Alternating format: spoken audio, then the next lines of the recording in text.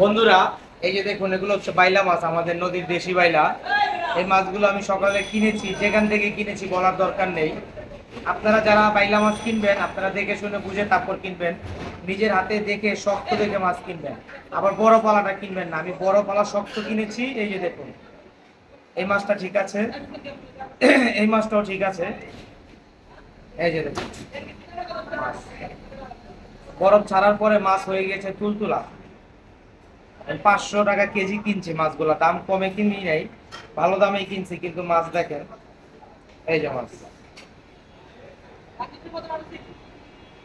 এই মাছ রান্না করলে আপনি খেতে পারবেন কিনা সন্দেহ।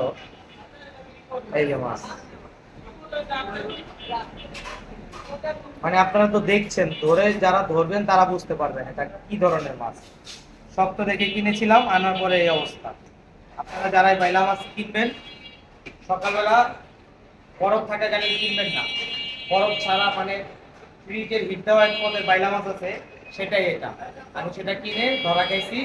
আপনারা সতর্ক থাকবেন, হিট দেওয়া মাছ কিনবেন না, হিট ছাড়ার পরে শক্তটা দেখে কিনবেন।